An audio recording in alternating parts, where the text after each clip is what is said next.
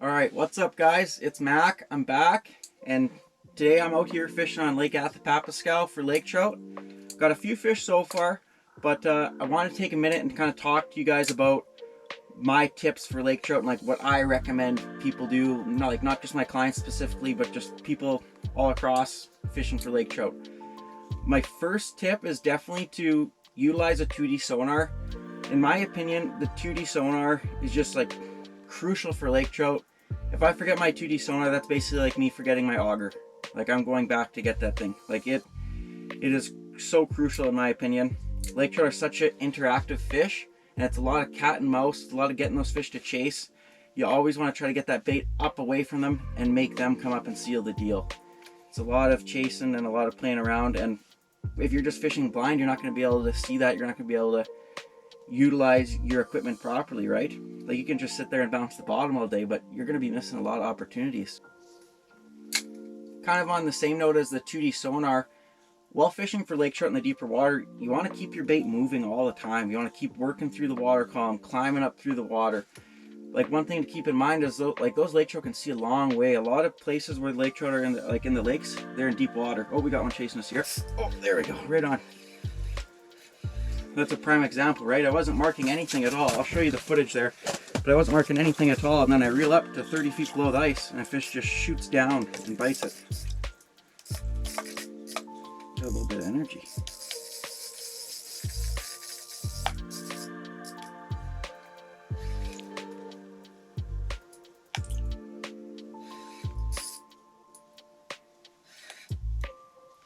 But yeah, like I was saying, those lake trout are such a predatory, such aggressive fish, and they can see so far. So it's really crucial to get that bait up and working through the water column. Keep in mind, when lake trout are chasing ciscos or shiners, whatever kind of bait fish they're feeding on, those bait fish aren't just sitting there waiting for them. Those bait fish are fleeing. It's just a prey response, right? You're gonna find yourself catching a lot more fish if you play those fish like how they naturally chase bait fish. There we go.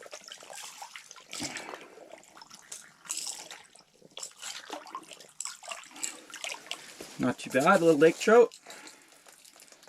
Came up and crushed the rip and wrap.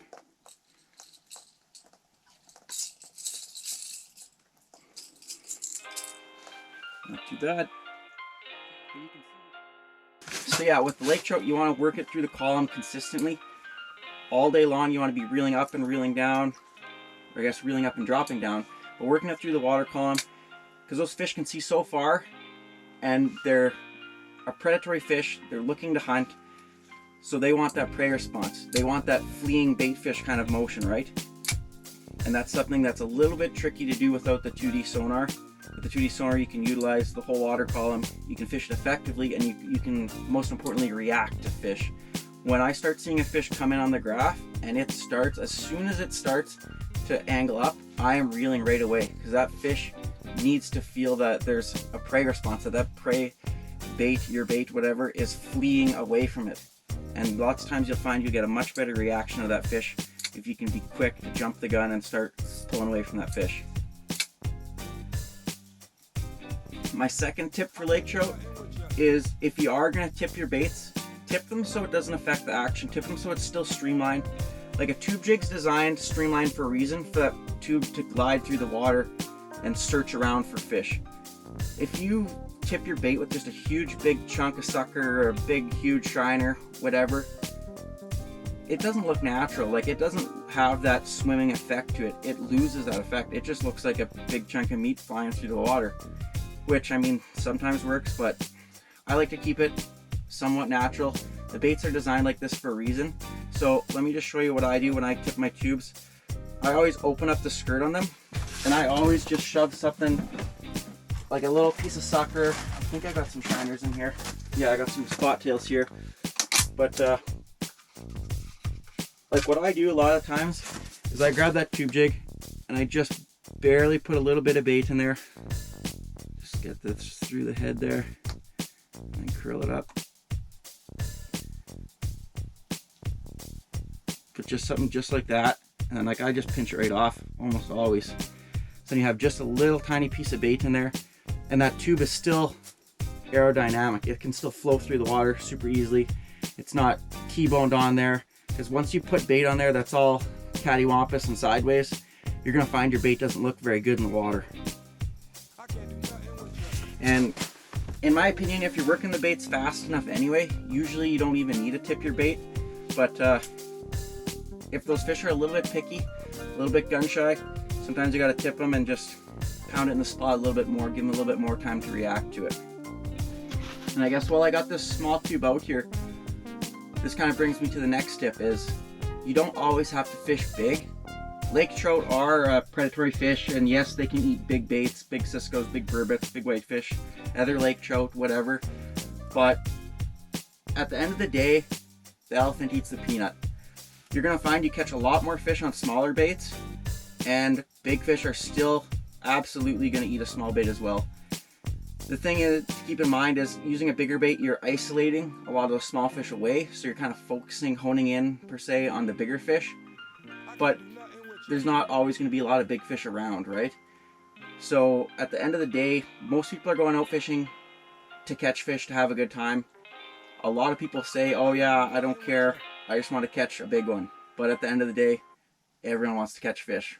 We're all doing it because we like catching fish. So I recommend using small baits when you can. If the bite's absolutely crazy, I'll definitely upsize, but I always start small and work my way up. But like I said, and then the elephant eats the peanut. This is just a little 3-inch tube with I think it's a 3/8 ounce head in it. And I've sealed the deal on a lot of big fish with this small bait. They don't always need the big bait. They don't always need the big presentation. It never hurts to downsize. On the same note as the smaller baits, another common thing you'll hear talked about in like lake trout fishing and stuff is the colors. I'm personally not a huge color guy. I usually just kind of stick to the white chartreuse, so I'll go to blue, whatever. Kind of a lot of different variations of rattle baits, but I don't really think color is a huge deciding factor.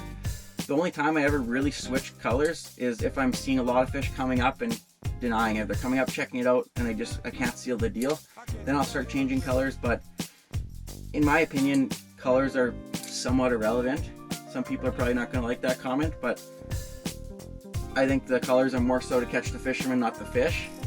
I just stick to what I know, what works, like the white tubes, chartreuse tubes, the rattle baits, the fire tigers, whatever.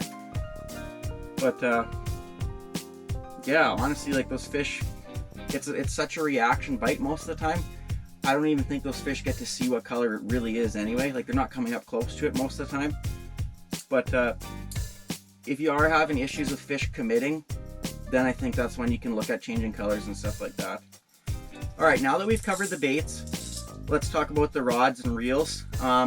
For reels, I typically will always be running like a 2,000 to about a 3,000 size spinning reel. Spinning reels are definitely the apex in the cold weather. There's just less stuff to freeze up. You're not going to have freezing worm gears. Your line management's typically a lot better with the spinning reels in the cold. And yeah, the spinning reels are just the way to go in the cold for sure. But I always spool them up with 20-pound braid, and I'm usually using about 4 feet, 3.5 feet, whatever, of 20-pound fluorocarbon. And in the deep water, you get a lot of line twist when that hook is falling. It'll do a lot of spinning and swirling. So I'm always running a little tiny barrel swivel there, just a uni knot on each side. I personally like the small swivels just to eliminate a little bit of that line twist. And like I have confidence in the knots, like in the uni to uni knots and stuff like that. But the only thing is I just try to minimize the line twists if I can. So with the lake trout rods, what I recommend is, like the rods I use are the Timber Wilderness products, the Mac Attack, and the Big Ticket. The Big Ticket is a fiberglass rod. It's a 48-inch, and the Mac Attack is the 42-inch. You'll see with these rods, they obviously have the longer handle. That's something I always look for in a rod, especially for lake trout, is a little bit longer handle, something you can stick under your arm that'll give you a little bit more leverage while fighting a bigger fish. And the other thing is too, the bigger guides on here. So that'll keep you from freezing up, icing up as bad. And it also, you'll see here, when I reel up with the bigger reels, they tend to get a little bit bouncy on some rods if the guides are small, but with the big guides here, when I reel up, that rod tip stays still. It's not all choppy and bouncy. It's not all over the place. It's controlled, and that's the big thing. With lake trout, when you're getting them to chase, sometimes they can just barely peck it. And if it's super choppy at your rod tip when you're reeling in, you may miss that bite. You may lose that indication of that bite. Whereas I'm confident with this rod, when you're reeling up, your rod tip stays absolutely still. This is a rattle bait on here too, that's why I shake it a little bit side to side, but it stays relatively still, so it gives you the best identification in a bite while you're reeling up, pulling it away from a lake trout. And the big thing too with ice rods for lake trout is you want to look for a rod that's capable of landing big fish and smaller fish. Because like I mentioned earlier, the majority of the time you're going to be catching smaller fish. Your big fish bites are going to come, but you're going to catch a lot more small fish than big fish at the end of the day. And you want something that's capable of landing those fish. If you're using a rod that's way too overkill, you're going to find yourself losing a lot of fish because that rod has no forgiveness. It's too stout. It's not able to load up on those smaller fish. Whereas if you find a rod that's able to load up on smaller fish, but that you're still confident in landing a big fish on, that's exactly what you need.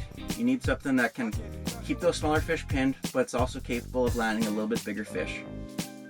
One thing I recommend to people to keep in mind is keep your hopes high and your expectations low.